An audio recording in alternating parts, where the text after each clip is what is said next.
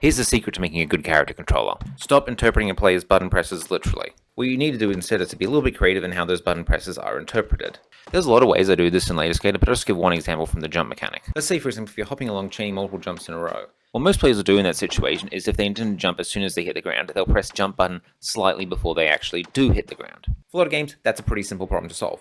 But I have a double jump. And the trouble with that, it creates a situation where if the player does press jump mid-air, slightly before touching the ground, that could be interpreted as trying to double jump. So the solution to this isn't really that hard. All I have to do is that every time the player tries to double jump, just do a little test. Is the player about to touch the ground? If the answer is yes, then don't double jump. Wait like a fraction of a second and execute a regular jump. And if the answer is no, just treat it like a regular double jump. Of course, the hard part is actually fine-tuning what counts as just about to touch the ground.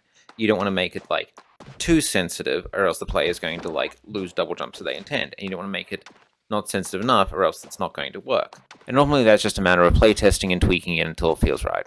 Also, I'm kind of oversimplifying some things a bit because there's a lot of edge cases that come up.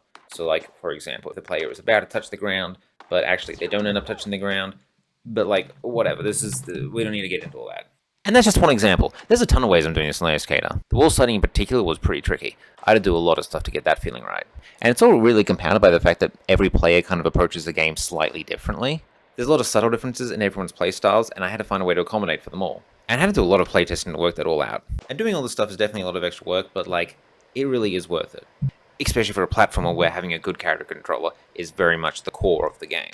But hey, don't take my word for it. The Later Skater demo is currently available on Steam, so you can go check it out yourself. I would definitely appreciate that, and I would very much appreciate it if you gave it a wish list.